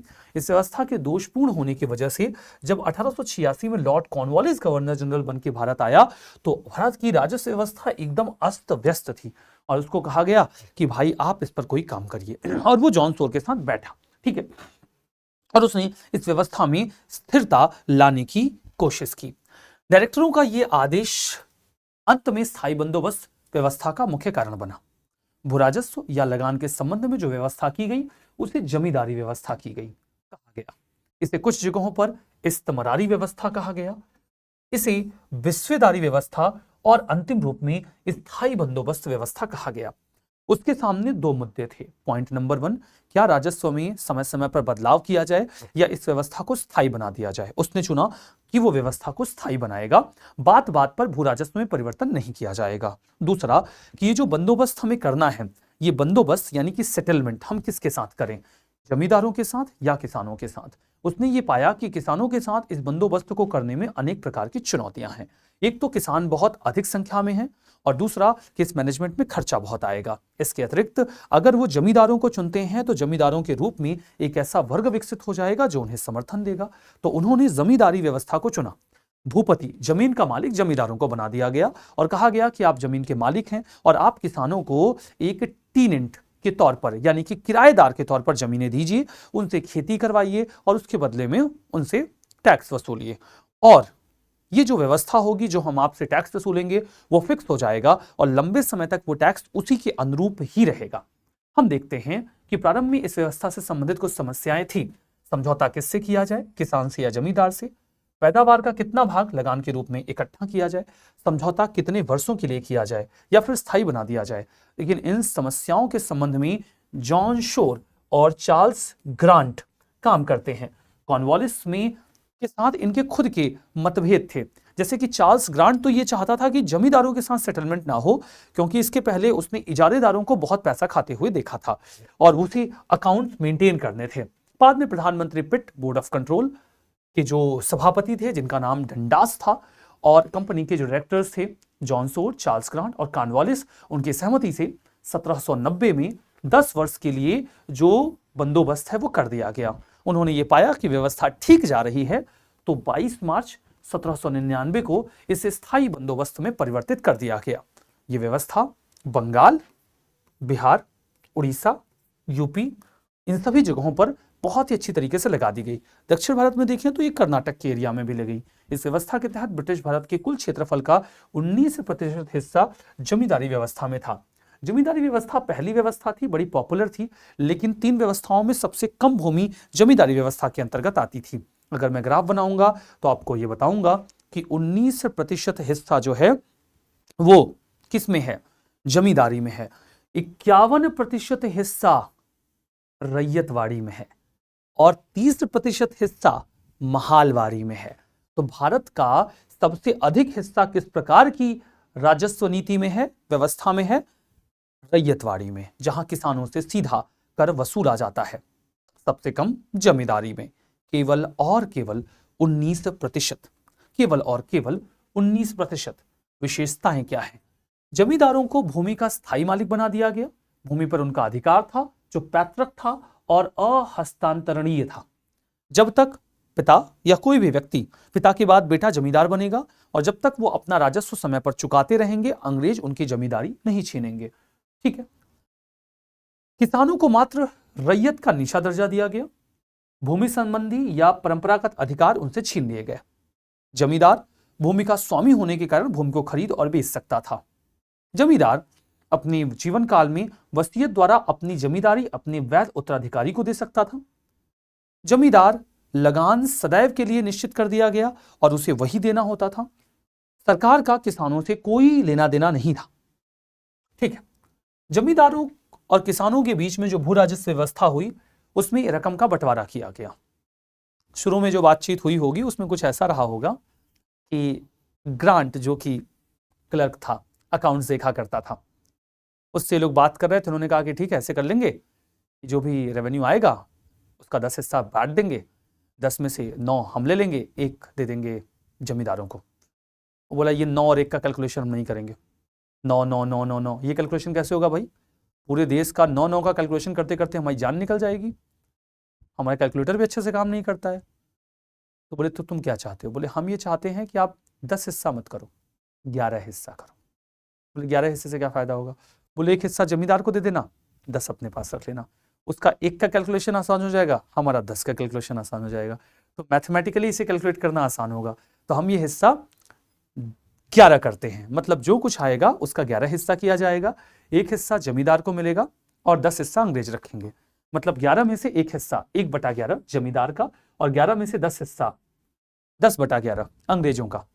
मुझे नहीं पता कि ऐसा कोई वाद विवाद हुआ था या नहीं हुआ था, मैंने केवल आपको याद रहे इसी दृष्टिकोण से ये जबरदस्ती की कहानी सुना दी कि 10/11 और 1/11 का ये जो कैलकुलेशन है वो 1/10 और 9/10 की तुलना में ज्यादा आसान होगा। ये केवल याद रखने के दृष्टिकोण से है। तय की गई रकम से अधिक वसूली करने पर उसे रखने का अधिकार जमींदार को दे दिया गया। यदि कोई जमींदार निश्चित तारीख तक भू राजस्व निर्धारित राशि जमा नहीं करता था तो उसकी जमींदारी नीलाम कर दी जाती थी। कंपनी की आय में इससे काफी बेहतर वृद्धि हुई। उद्देश्य था कि स्थायी बंदी व्यवस्था को लागू किया जाए। इससे इंग्लैंड की तरह भारत में जमींदारों का एक ऐसा वर्ग तैयार हो जाएगा जो अंग्रेजों का समर्थन करेगा। कॉर्नवालिस विशेष रूप से चाहता था कि भारत में जमींदारी व्यवस्था आए। कारण स्पष्ट है, वो खुद एक एरिस्टोक्रेटिक फैमिली से बिलोंग करता था, सीधे सीधे कहूं तो वो जमींदार था। ठीक है, इसलिए उसे ज्यादा इंटरेस्ट था। भारत में कंपनी के फैलते साम्राज्य के मद्देनजर अंग्रेजों ने यह महसूस किया कि भारत जैसे विशाल देश पर नियंत्रण अगर आपको बनाए रखना है तो आपके पास एक ऐसा वर्ग होना चाहिए जो अंग्रेजी सत्ता के सामाजिक आधार को बेहतर बनाए।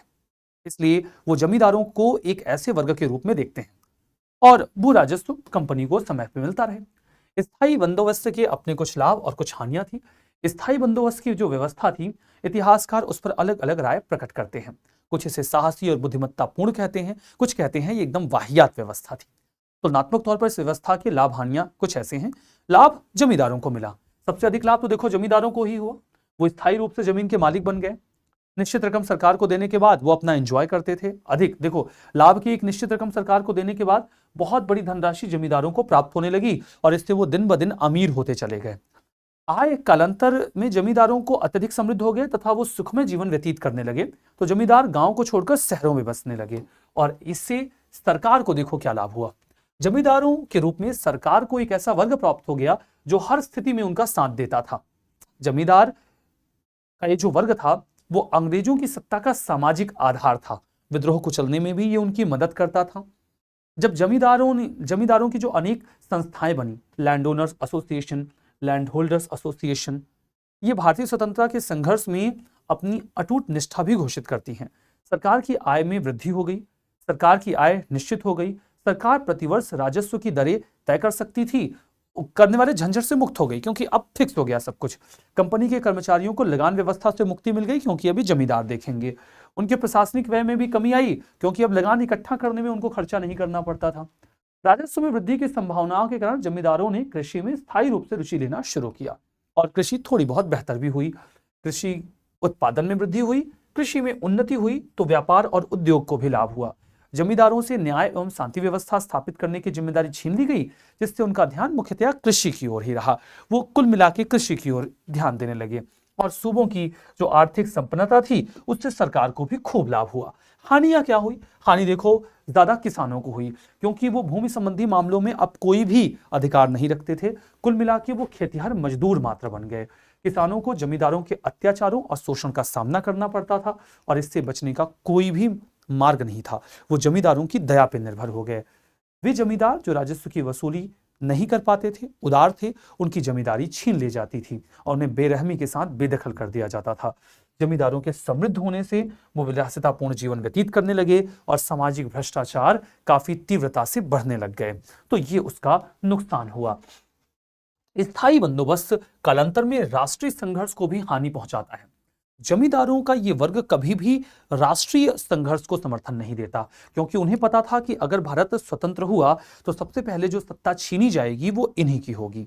अब देखो कि उन्होंने राष्ट्रवादियों के विरुद्ध सरकार की हमेशा मदद की। व्यवस्था से किसान दिन ब दिन निर्धन होते गए और जमींदार दिन ब दिन और अधिक रिच यानी कि समृद्ध होते गए। व्यवस्था से सरकार को भी हानि हुई, क्योंकि कृषि उत्पादन में वृद्धि हुई तो, लेकिन लाभ जमींदारों ने उठाया, अंग्रेजों को नहीं मिला। जमींदारों को ही प्राप्त होता रहा। इससे स्पष्ट हुआ कि स्थायी बंदोबस्त का सर्वाधिक लाभ जमींदारों को हुआ, न सरकार को, न किसानों को। सरकार की आय तो बढ़ी, लेकिन लाभ प्राप्त होने की बजाय हानियां ज्यादा ही हुई हैं। ठीक है, तो ये तो जमींदारी व्यवस्था के बारे में हमने बात कर ली। अब मामला आता है रैयतवाड़ी व्यवस्था का। वो जिस प्रकार से जमींदारी व्यवस्था स्थापित करते हैं उत्तर भारत में, बंगाल के रीजन में, और दक्षिण भारत में कर्नाटक के क्षेत्र में, वो दक्षिण भारत में ऐसी ही एक जमींदारी व्यवस्था स्थापित करना चाहते थे, किंतु दक्षिण भारत में ये संभव नहीं था। क्यों? क्योंकि दक्षिण भारत में जो जमींदार वर्ग था वो अनुपस्थित था। ऐसा नहीं था, हर जगह नहीं था। दक्षिण भारत में जमींदारों को पॉलीगर कहा जाता था, लेकिन इन पॉलीगरों का बहुत ही तीव्र दमन किया गया था हैदर अली और टीपू सुल्तान के द्वारा। क्यों? क्योंकि ये परंपरागत जमींदार वर्ग इसके पहले के हिंदू वाडियार डायनेस्टी का समर्थक था, और जब इन्होंने हिंदू वाडियार डायनेस्टी से सत्ता छीनी तो वो इस पॉलीगर वर्ग की हॉस्टिलिटी को समझते थे, और इसीलिए उन्होंने इस वर्ग को पूरी तरीके से समाप्त किया। क्योंकि दक्षिण भारत में हर जगह जमींदार वर्ग यानी कि पॉलीगर थे नहीं, तो वहां पर इस व्यवस्था को लागू कर पाना संभव नहीं था। तो उन्होंने वहां पर सीधे किसानों के साथ अरेंजमेंट स्टैब्लिश किया। किसानों को रैयत कहा जाता है, तो इस व्यवस्था को रैयतवाड़ी व्यवस्था कहा गया। इसमें रैयत यानी कि किसानों से सीधा बंदोबस्त कर लिया गया। सबसे पहले इस व्यवस्था को बंबई में तत्कालीन गवर्नर एल्फिंस्टन ने महत्वपूर्ण योगदान दिया। अब देखो, सबसे पहले इसे लागू करने का जो काम है वो 1820 से 27 के बीच में थॉमस मुनरो ने शुरू किया। इसे मद्रास, बंबई और असम में शुरू किया गया। बंबई में जो गवर्नर थे एल्फिंस्टन, वो इसमें महत्वपूर्ण योगदान देते हैं। किसानों को इसमें भूमि का स्वामी बना दिया गया, और भूमि का निर्धारण उपज की मात्रा पर न करके भूमि के क्षेत्रफल के आधार पर किया जाने लगा। सरकार इस व्यवस्था को लागू करने का उद्देश्य था बिचौलियों या जमींदारों ने जो खूब सारा पैसा खाया उससे बचना था। स्थायी बंदोबस्त से निश्चित राशि से अधिक राशि वसूल की जाने लगी। मतलब जो जमींदार बीच का पैसा हड़प लेते थे वो अब अंग्रेजों को मिलने लग गया।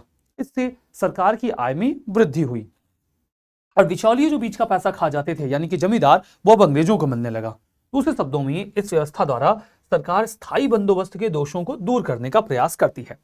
कंपनी के अधिकारी भी इस व्यवस्था को लागू करने के पक्ष में थे, क्योंकि इससे उनका मानना था कि दक्षिण और दक्षिण पश्चिम भारत में इतने बड़े जमींदार नहीं हैं कि उनसे स्थायी बंदोबस्त किया जा सके, और इसीलिए रैयतवाड़ी व्यवस्था ही सबसे बेहतर व्यवस्था होगी। इस व्यवस्था के बारे में तर्क भी दिया जाता है कि भारतीय कृषकों एवं भारतीय कृषि के अनुरूप ये थोड़ा भिन्न थी। व्यावहारिक रूप में व्यवस्था जमींदारी व्यवस्था से किसी प्रकार से कम हानिकारक नहीं थी, क्योंकि इसमें देखो उनकी स्थिति तो बेहतर नहीं हुई। ग्रामीण समाज की सामूहिक स्वामित्व की अवधारणा समाप्त कर दी गई। रैयतवाड़ी व्यवस्था के अनेक दोष थे, जैसे कि भूमि का स्वामित्व एक किसान के पास तब तक ही रहता था जब तक वो लगान दे पाता था। लगान नहीं दिया, जमीन से बाहर। अधिकांश क्षेत्रों में लगान की दर बहुत अधिक थी। प्राकृतिक आपदा आ जाए, बाढ़ आ जाए, सूखा आ जाए, दर कम नहीं की जाती थी। किसानों को लगान वसूलने वाले कर्मचारियों के दुर्व्यवहार का सामना करना पड़ता था। वो बहुत ही बर्बर तरीके से जो लगान है उसे वसूलते थे। अब यहां पर वो लगातार एक बहुत ही सामान्य समस्या का सामना कर रहे थे। वो सामान्य समस्या क्या थी? समस्या ये थी मूल रूप से कि चाहे महालवाड़ी व्यवस्था, चाहे रैयतवाड़ी व्यवस्था हो, चाहे जमींदारी व्यवस्था हो, इसमें डिफॉल्ट्स होते थे, और इन डिफॉल्ट्स को डील करने के लिए उन्हें बार बार नीलामियां करवानी पड़ती थी, और जमींदारों की जमींदारी किसी और को देना, रैयतवाड़ों में किसानों की जमीनें किसी और को देना, इस सब में बहुत समय और पैसे खर्च होते थे। वो एक ऐसी व्यवस्था चाहते थे जिसमें किसान और जमींदार मिलकर जो राजस्व है वो अदा कर दें, और उन्हें ये बार बार का जो प्रोसेस है, कभी जमींदारों की जमींदारी छीन कर नीलाम करना और कभी किसानों की जमीनें, वो उससे बच सके। तो उन्होंने एक मिक्स मॉडल तैयार किया। जमींदारी व्यवस्था में जमींदार जमीन का मालिक, रैयतवाड़ी व्यवस्था में रैयत यानी कि किसान जमीन का मालिक। वो महालवाड़ी व्यवस्था लेकर आए भारत के नॉर्थ वेस्ट यानी कि पंजाब के क्षेत्र में और पश्चिमी उत्तर प्रदेश के क्षेत्र में, गंगा वैली के एरिया में, जहां पे दोनों को मालिक बना दिया गया। हर किसान जमीन का मालिक है, लेकिन सामूहिक जो मालिकाना हक है वो उनके पास होगा, और उस सामूहिक मालिकाना हक का जो जिम्मेदार होगा वो लंबरदार या महालदार होगा। ये कुछ ऐसे है कि आपके ग्राम सभा में 4 गांव हैं और आपका एक ग्राम प्रधान है, मुखिया है, पटवारी है, चौधरी है, जो भी है। गांव का हर इंसान जमीन का अपना मालिक है और वो राजस्व अदा करेगा। 100 किसान हैं, एक लंबरदार है। अंग्रेजों को हर किसान से 10 रुपए का लगान चाहिए, यानी कि 1000 रुपए। लेकिन उन्हें इस बात से मतलब नहीं है कि कौन सा किसान ये लगान दे रहा है। उन्हें आपके इन 4 गांवों में जो 100 किसान हैं, सबसे मिलाकर चाहिए 1000 रुपए। इसमें केवल, और ये जिम्मेदारी वो एक लंबरदार यानी कि महालदार के ऊपर दे देंगे। अब अगर इसमें से 5 किसान लगान नहीं देते हैं तो अंग्रेज ना तो इस बात की परवाह करेंगे और ना ही वो उनकी जमीन छीनने जाएंगे। वो बस लंबरदार से कहेंगे भाई अपना मैनेज कर लो, हमको तो 100 लोगों का लगान चाहिए 1000 रुपए। अगर 5 लोग लगान नहीं दे पा रहे, मतलब 50 रुपए कम पड़ रहे हैं, तुम्हें 50 रुपए बाकी लोगों से वसूलो और बाद में उन 5 से कहो जिन्होंने नहीं दिया है वो कंपनसेट करें। तुम अपना इंटरनली मैनेज करो, हमें मतलब नहीं है। हमें मतलब इस बात से है कि तुम हमें पूरा लगान दे रहे हो या नहीं दे रहे हो, हमें पूरे लगान से मतलब है। इस व्यवस्था से उन्हें समय से लगान मिलने लग गया और जो डिफॉल्ट की संभावनाएं थी वो कम हो गई। इस व्यवस्था को मध्य प्रांत, यूपी, आगरा, पंजाब में लागू किया गया। इसे महालवारी व्यवस्था कहा गया। यहां एक पूरे गांव या महाल में जमींदारों या उन प्रधानों के साथ किया गया व्यवस्था था, जिसमें एक किसान भी जमीन का मालिक है और महालदार भी जमीन का मालिक है। महाल प्रमुख, जिसे महालदार या लंबरदार कहा जाता था, वो अंतिम रूप में वसूली करेगा और अंग्रेजों को राजस्व सौंप देगा। इसमें महालदार मुखिया अत्यधिक शक्तिशाली था। वो डिसाइड करता था कि लगान कैसे वसूला जाएगा। किसानों को भूमि से अगर बेदखल करना भी है तो अंग्रेज नहीं आएंगे, तुम अपना इंटरनली मैनेज करो। यह अधिकार भी महालदार के पास ही था। अंग्रेजों द्वारा भू राजस्व वसूलने में विभिन्न पद्धतियों को भारत में अपनाया गया और अलग अलग समय पर अलग अलग नीतियों का इस्तेमाल किया गया। वो हमेशा इसमें अधिक से अधिक राजस्व वसूलने का प्रयास करते थे। ठीक है, उनका उद्देश्य कभी भी ये नहीं रहा कि इसमें किसकी भलाई है, वो बस पैसे पर कॉन्सेंट्रेट करते थे। तो ये 3 प्रकार की नीतियां उस समय अपनाई गई। अंग्रेजों की सामाजिक और सांस्कृतिक नीति भारत में कैसी रही? 1813 तक सामाजिक, धार्मिक और सांस्कृतिक जीवन में वो कोई हस्तक्षेप नहीं करते थे। 1813 में उन्होंने ईसाई मिशनरियों को भारत में आने की अनुमति दे दी। 1813 में उन्होंने ईसाई मिशनरियों को भारत में आने की अनुमति दी और सामाजिक धार्मिक हस्तक्षेप शुरू किया। उसके पीछे क्या कारण रहे होंगे? कारण नंबर 1, औद्योगिक क्रांति। जब औद्योगिक क्रांति शुरू हुई तो मशीनी युग आया। मशीनी युग आया तो पूंजीवादी व्यवस्था आई। ब्रिटेन के औद्योगिक हितों में परिवर्तन आ गया। अब उन्हें एक बड़े बाजार की जरूरत थी। वो बड़ा बाजार भारत हो सकता था, लेकिन केवल तब जब वो आधुनिक हो, और इसीलिए भारतीय समाज में परिवर्तन जरूरी था। तो हमें बेहतर उपभोक्ता बनाने के लिए उन्होंने भारतीय संस्कृति और परंपराओं में परिवर्तन शुरू किया। बौद्धिक क्रांति। भारत में नए प्रकार की विचारधाराएं, मान्यताएं और शिष्टाचार का विकास हुआ। फ्रांसीसी क्रांति, जो स्वतंत्रता, समानता और भ्रातृत्व का भाव लेकर आती है, वो विचार भारत तक आए। इसमें Bacon, Locke, Voltaire, Rousseau, Kant, Adam Smith, Wordsworth, Byron, Shelley, Charles Dickens, इनके जो विचार थे वो हमारे तक पहुंचने लगे। नए विचारों की व्यवस्था कुछ प्रकार थी। भारत में तर्कवाद आया, जो सही है उसे सही मानो, अपनी बुद्धि का इस्तेमाल करो, रीजन का इस्तेमाल करो। रीजन का यानी कि तर्क का मतलब होता है सही और गलत की समझ। मानवतावाद यानी कि मानव को केंद्र में रखा जाए, भगवान को केंद्र में ना रखा जाए, जैसे कि मध्य युग में किया जाता था। विकास का सिद्धांत, मतलब हमें लगातार विकास करना है और विकास के लिए हमें समय समय पर परिवर्तन को स्वीकार करना होगा। विचारों के नए प्रवाह से प्रशासकों के मध्य टकराव हुए। प्रतिक्रिया स्वरूप सिद्धांतों और विचारधाराओं का जन्म हुआ। हम देखते हैं कि कुछ लोग थे जो परिवर्तन को बहुत अधिक समर्थन नहीं दे रहे थे। वो मानते थे कि भारतीय सभ्यता यूरोपीय सभ्यता से भिन्न है, लेकिन उससे निम्न नहीं है।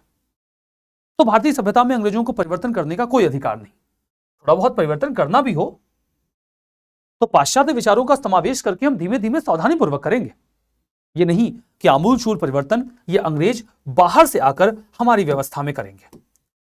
यहां पर हम देखते हैं कि संरक्षणवादी साम्राज्यवाद का आरंभ होता है। 18वीं 19वीं शताब्दी में यह व्यवस्था प्रभावी हुई। इस विचारधारा के जो अनुयायी भारतीय समाज और सभ्यता में थे वो उसकी आलोचना करते थे। उन्होंने भारत की राजनीतिक और आर्थिक दास्ता की स्थिति को जायज ठहराया। संरक्षणवादी साम्राज्यवादी जो चाहते थे कि भारतीयों को संरक्षण में लेकर उनका विकास किया जाए। फिर आते हैं मौलिकतावादी। मौलिकतावादी कहते हैं कि भारत की अपनी व्यवस्था है, अपनी संस्कृति है और अंग्रेजों को इसमें परिवर्तन करने का कोई अधिकार नहीं है। हम भारत की व्यवस्था और संस्कृति की मौलिकता को संरक्षण देंगे और उसे बचाकर रखेंगे, और ये इसका फिर विरोध करना भी शुरू कर देते हैं। ठीक है, ईसाई मिशनरियों की भूमिका आप देखिए। ईसाई मिशनरियों की भूमिका, ये धर्म प्रचारकों के तौर पे 1813 के बाद भारत में आना शुरू करते हैं। मौलिकतावादियों का ये समर्थन करते हैं क्योंकि उनका ये विश्वास था कि जो मौलिकतावादी हैं उनका जो वैज्ञानिक दृष्टिकोण है उससे भारतीय सभ्यता और संस्कृति की अवनति हो जाएगी और वो उसका लाभ उठाकर भारत में बेहतर प्रकार से धर्मांतरण कर पाएंगे। ये साम्राज्यवादियों का समर्थन करते हैं, ठीक है, क्योंकि उनके हिसाब से कानून और व्यवस्था की स्थिति का उनके अनुकूल होना जरूरी है। मिशनरियों का मानना था कि ईसाई धर्म के प्रचार प्रसार के लिए ब्रिटिश साम्राज्यवाद का भारत में बेहतर तौर पर स्थापित हुए रहना अत्यंत आवश्यक है। ठीक है, अब यहां पर कुछ विचार देख लीजिए। चार्ल्स वुड जो भारत सचिव थे, समस्त अनुभव हमें यह शिक्षा देता है कि जहां भी एक प्रभावी जाति एक अन्य जाति पर राज करती है तो सरकार का मृदुतम स्वरूप भी निरंकुशता होता है। मतलब अगर एक व्यक्ति दूसरे पर रूल कर रहा है तो वो कितना ही अच्छा क्यों ना हो, वो निरंकुश होगा। इस तरीके से वो अपनी निरंकुशता को जायज ठहराते हैं। अनिल कहते हैं मनोनयन, प्रतिनिधित्व एवं चुनाव जैसी व्यवस्थाएं भारतीयों को साम्राज्यवादी शासन का अंत करने के लिए सूचीबद्ध करने जैसी हैं। हम धीमे धीमे इनका उपयोग करके इन्हें निपटाते हैं। ठीक है, उत्तर पश्चिम एवं पंजाब में हिंदुओं तथा मुसलमानों के मध्य मतभेद बढ़ने की खबरें सुनकर मुझे खेद हुआ, लेकिन दोनों के मध्य एकता होनी चाहिए। यह मतभेद यह तय करना अत्यंत कठिन है। वैसे यदि एकता होगी तो ब्रिटिश साम्राज्य के लिए खतरनाक होगा, यदि मतभेद होंगे तो अंग्रेजों को शासन करने में मुश्किलें आएंगी। ये उनका हैमिल्टन का स्टेटमेंट है। क्योंकि सांप्रदायिक दंगे जैसी घटनाएं होंगी, फिर भी यदि उपनिवेशी हितों को मद्देनजर सोचा जाए तो हिंदू और मुसलमानों के मध्य मतभेद होना ही अंग्रेजों के लिए अत्यधिक लाभप्रद होगा। नेहरू कहते हैं, हमसे कहा गया कि अंग्रेज साम्राज्यवादी प्रजाति के हैं तथा हम पर शासन करना उनका ईश्वर प्रदत्त अधिकार है। यदि हमने उनका विरोध किया तो वे अपनी साम्राज्यवादी प्रजाति के शेर जैसे गुणों को दिखाना प्रारंभ कर देंगे। F.G. हचिंग्स कहते हैं, अंग्रेजों को भारतीय रजवाड़ों की आवश्यकता थी और रजवाड़ों को अंग्रेजों की, लेकिन एक राष्ट्र के रूप में भारत को न तो अंग्रेजों की जरूरत थी और न ही रजवाड़ों की। ये अलग अलग विचार हैं जो इस रूप में आते हैं। तो हमने तो देखिए इस अध्याय में बहुत ही विस्तार पूर्वक विश्लेषण किया उनकी अलग अलग नीतियों का भारत में और उनके पीछे जो आधार थे उन आधारों का भी। अब हम चैप्टर नंबर 28 में आ गए हैं। चैप्टर नंबर 28 में उनकी आर्थिक नीतियों का विश्लेषण करेंगे। बहुत ही संक्षेप में हम उनकी आर्थिक नीतियों का विश्लेषण करेंगे। ये बातें पहले भी होती रही हैं तो उसे आप एक दोहराव के तौर पर लीजिए। देखिए, भारत में प्रारंभिक आक्रमणकारियों और ब्रिटिश साम्राज्यवादियों के बीच एक बहुत ही मुख्य अंतर आपको देखने को मिलेगा।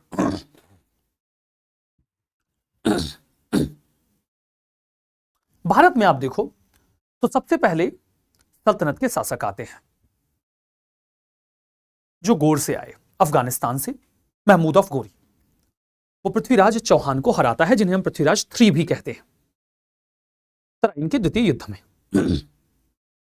और उसके बाद वो भारत में अपनी सत्ता कुतुबुद्दीन ऐबक को सौंप के चला जाता है। कुतुबुद्दीन ऐबक का उसके बाद गोर या फिर गजनी से कोई लेना देना नहीं था। उन्होंने अफगानिस्तान छोड़ दिया, वो भारत में ही बस गए और उसके बाद सल्तनत का पूरा शासन भारत से ही चला। उन्होंने भारत की आर्थिक व्यवस्था में कोई आमूलचूल परिवर्तन नहीं किया और ना ही यह प्रयास किया कि वो यहां से पैसे गोर या गजनी भेजें। सिमिलरली बाबर फरगना से आता है और पानीपत का प्रथम युद्ध लड़ता है इब्राहिम लोधी से 1526 में। उसे डिफीट करता है और भारत में मुगल शासन सत्ता की स्थापना करता है। उसने भी भारत की आर्थिक व्यवस्था में कोई परिवर्तन नहीं किया। उसके बाद के जो शासक थे उन्होंने भी कोई परिवर्तन नहीं किया और ना ही उन्होंने ऐसा कोई प्रयास किया कि वो भारत से धन निकासी करके उसे फरगना भेजें अफगानिस्तान। ऐसा उन्होंने कोई प्रयास नहीं किया। अब इसका मतलब ये नहीं है कि वो बड़े बड़े भले आदमी थे। पॉइंट नंबर 1, अगर सल्तनत के शासक गजनी या गौर पैसे नहीं भेजते थे तो इसका सीधा सा मतलब यह है कि गजनी और गौर से उनका कोई मतलब नहीं रह गया था, उनकी कोई होम कंट्री थी ही नहीं। कुतुबुद्दीन ऐबक एक स्लेव आदमी था, दास था, इलबारी टर्क था। वो भारत आ गया, उसने यहां शासन सत्ता स्थापित की, बल्कि उनको तो गजनी से लड़ना पड़ रहा था क्योंकि गजनी में जो एल्दोज था वो बैठ गया था और वो कह रहा था दिल्ली मेरा है। तो उन्होंने तो गजनी से एफर्ट करके, गौर से एफर्ट करके अपना कनेक्शन कट किया। सिमिलरली फरगना से जब बाबर आया तो आया नहीं था, मार के भगाया गया था, तो वो वहां वापस जा नहीं सकता था, पैसे भी नहीं भेज सकता था, तो उनका वहां से लिंक कट गया। तो ना तो सल्तनत के शासकों के पास और ना ही मुगलों के पास उनकी होम कंट्री थी, मतलब वो पैसे नहीं भेजते थे। इसका मतलब ये नहीं कि वो भले लोग थे, उनकी परिस्थितियां ही पैसे भेजने वाली नहीं थी। हम तो केवल परिवर्तनों के अंतरों की बात कर रहे हैं, मतलब उन्होंने नहीं भेजे। और दूसरा, उन्होंने भारत की आर्थिक व्यवस्था में कोई आमूलचूल परिवर्तन भी नहीं किया। लेकिन जब अंग्रेज भारत आए तो उनके पास एक होम कंट्री थी, ब्रिटेन, जहां वो भारत से पैसे भेजते थे और वो उस देश के हितों की पूर्ति के लिए भारतीयों का शोषण करते थे। ये एक महत्वपूर्ण अंतर आपको देखने को मिलेगा। जब वो भारत में आते हैं तो सबसे पहले तो भारतीय उद्योगों को पूरी तरीके से विनष्ट किया जाता है। मैं आपको बता दूं कि उद्योग दो तरीके के होते हैं, परंपरागत उद्योग और आधुनिक उद्योग। भारत में आधुनिक उद्योग नहीं थे जहां पर मशीनों का इस्तेमाल किया जाता हो, लेकिन भारत में परंपरागत उद्योग थे जहां पे हथकरघा हुआ करता था। भारत में बड़े बड़े कारखानाज हुआ करते थे, 100 लोग हस्तशिल्प के कार्य किया करते थे इकट्ठा। और वो जब भारत में आते हैं तो नीतियां बनाकर भारत के उद्योगों का विनाश करते हैं। वो एक तरफा मुक्त व्यापार करते हैं, मतलब भारत से रेडीमेड प्रोडक्ट यूरोपीय बाजारों में बेचना लगभग असंभव हो गया, जबकि ब्रिटेन के सामान भारत में आसानी से आकर बिक सकते थे। भारतीय उत्पादों के लिए यूरोपीय बाजारों में प्रवेश लगभग असंभव बना दिया गया। 1820 के पश्चात यूरोपीय बाजार भारतीयों के लिए लगभग बंद हो गए। मैं आपको बताऊं कि अगर भारत से कोई सामान ब्रिटेन जाता था तो उस पर 80% तक का निर्यात कर लगाया जाता था, अगर वो रेडीमेड प्रोडक्ट है तो, रॉ मटेरियल पे नहीं, रेडीमेड प्रोडक्ट पे। अगर ब्रिटेन से कोई रेडीमेड प्रोडक्ट भारत आता था तो उसके ऊपर 0% टैक्स होता था, 0%। कुछ केसेस में 5%, max 5%, in other cases it was 0। वो बहुत ही फ्रीली अपना सामान भारत में लाके बेच सकते थे, लेकिन भारत से सामान ब्रिटेन जाकर नहीं बेचा जा सकता था। रेलवे के विकास के बाद दूर दराज के इलाकों तक भी वो पहुंच गए और उन्होंने बहुत दूर दराज के इलाकों में भी जो उद्योग थे उन्हें नष्ट कर दिया। आधुनिक औद्योगिकरण की दिशा में कोई प्रयास उन्होंने नहीं किया, क्योंकि अगर यहां पर उद्योगों का विकास होगा, औद्योगिक क्रांति होगी, तो ये तो अंग्रेजों के लिए नुकसान की बात होगी। इस अवधि में यूरोप के अन्य देशों के परंपरागत हस्तशिल्प उद्योग में भी गिरावट आई। इसका कारण वहां कारखानों का विकसित होना था, लेकिन भारत में जो हस्तशिल्प उद्योगों का पतन हुआ उसका कारण ब्रिटेन का औद्योगिक विकास था, हमारा नहीं। यह एक महत्वपूर्ण समस्या भारत में आई। फिर यहां पर ग्रामीणीकरण शुरू हुआ, जहां पूरी दुनिया में शहरीकरण हो रहा था, लोग शहरों की ओर जा रहे थे, भारत में लोग गांवों की ओर जा रहे थे। लेकिन क्योंकि शहरों में रहने वाली जो आबादी थी उनका हस्तशिल्प बर्बाद कर दिया गया, अब उनके पास गांवों की ओर जाने के अलावा कोई विकल्प उपलब्ध नहीं था। औद्योगिकरण का, अनौद्योगिकरण का या विऔद्योगिकरण का एक विशेष रूप से नकारात्मक प्रभाव पड़ा। उनकी जो भेदभावपूर्ण और शोषणकारी नीतियां थी उससे भारतीय परंपरागत व्यवसाय समाप्त हो गए। बंगाल में कंपनी शासन के दौरान दस्तकारों और शिल्पकारों को बहुत कम दरों पर काम करने को कंपेल किया गया और उन्हें कम मूल्यों पर सामान बेचने को विवश किया गया। उन्होंने काम करना बंद कर दिया क्योंकि कोई लाभ ही नहीं हो रहा था। लेकिन फिर वो गांवों की ओर गए और वहां पर वो खेती करने लगे। इससे खेती के ऊपर अत्यधिक दबाव बढ़ने लगा, तो भारत का ग्रामीणीकरण हुआ। कृषक और दरिद्र होते गए क्योंकि अधिक से अधिक लोग कृषकता वाले कार्य में लग गए। अंग्रेजों ने देश के कई सारे हिस्सों में स्थायी बंदोबस्त व्यवस्था लागू कर दी। सरकार मांग तो स्थिर रखती थी, लेकिन जमींदार किसानों से अधिक जो कर है वो वसूलते थे। कालांतर में लगान की दरों में अत्यधिक वृद्धि कर दी गई। लगान अदा न करने पर किसान को उनकी भूमि से बेदखल किया जाने लगा और उनकी स्थिति दिन ब दिन खराब होती गई। जमींदार, जिन्हें किसानों को भूमि से बेदखल करने का अधिकार था, वे अपने अधिकारों का बात बात पर दुरुपयोग करते थे। कृषि में अधिक धन लगाने हेतु सरकार की ओर से कृषकों को किसी तरह का प्रोत्साहन नहीं दिया जाता था। देखो, ये वही बातें हैं जो हम लोग पहले कर चुके हैं। मैंने कहा था ना, लगभग दोहराव है, ठीक है। जो शक्तिशाली सूदखोर थे वो न्यायालयों से अच्छे संबंध स्थापित करके किसानों को ऋण जाल में फांस लेते थे और उसके बाद उनसे दासतापूर्ण कार्य करवाया जाता था। अकाल और सूखे की स्थिति में भी, आपदाओं की स्थिति में भी किसानों को कोई राहत नहीं होती थी। पुराने जमींदार तबाह हुए, बिचौलियों का उदय हुआ। 1815 के अंत तक कुल भूमि के लगभग 50% हिस्से में जो जमींदारी थी वो परंपरागत जमींदारों के पास नहीं रह गई, क्योंकि परंपरागत जमींदार गांवों में रहते थे, किसानों के साथ उनका संपर्क होता था। वो देख रहे हैं कि सूखा या बाढ़ आया हुआ है, किसान कैसे अपने कर को अदा करेगा, तो वो कर नहीं वसूलते थे। लेकिन इस बात की परवाह जब उनकी जमींदारी छीन ली जाती थी तो बाहर से आने वाला जमींदार नहीं करता था। इसीलिए हम देखते हैं कि वो अत्यधिक शोषणकारी होते थे। लगान व्यवस्था में बिचौलियों के बढ़ने की वजह से जमींदारी का लोप हो गया, प्रत्यक्ष जमींदारी का, और यहां पे अब्सेंटी लैंड लॉर्डिज्म यानी कि अनुपस्थित जमींदारी का आरंभ हुआ। जमींदार है ही नहीं, वो किसी और को बिठा के गया है टैक्स वसूलने के लिए। और कुछ केसेस में तो बंगाल में वो व्यक्ति जो टैक्स वसूल रहा है और एक्चुअल जमींदार, उसके बीच में 35 लोग थे, और ये सब कितना पैसा खा रहे थे आप इसकी कल्पना भी नहीं कर सकते। कृषि की दशा दिन ब दिन बिगड़ती गई। कृषि में कोई निवेश नहीं हुआ, जमींदारों का गांवों से कोई संबंध नहीं रहा, क्योंकि ये शहरों से आए हुए लोग थे, और इन कारणों से कृषि धीमे धीमे अपनी उत्पादकता खोती चली गई। अकाल और निर्धनता, अकाल बार बार आने लगे, और अकालों में लाखों की संख्या में लोग ऐसे मर जाते थे जैसे कि घास मूली हो। औपनिवेशिक बलों द्वारा शोषण के कारण गरीबी भी बढ़ती गई। 1850 से 1900 के बीच लगभग 2.8 करोड़ लोग अकाल में मारे गए। केवल 50 सालों में 2.5 करोड़ लोग या लगभग 3.25 करोड़ लोग अकाल में मर गए। भारतीय कृषि का वाणिज्यीकरण किया गया। ब्रिटिश उद्योगों की आवश्यकताओं के अनुरूप भारत में ऐसे उत्पादों को उगाने के लिए कहा गया जिनकी उनके उद्योगों को जरूरत थी। कैश क्रॉप्स जैसे कि इंडिगो, ओपियम, चाय, कॉफी, रबर, जूट, कॉटन, इनका उत्पादन शुरू किया गया जिन्हें आसानी से बेचा जा सके। कृषि जीवन यापन का मार्ग थी। वाणिज्यीकरण का प्रभाव नकारात्मक हुआ।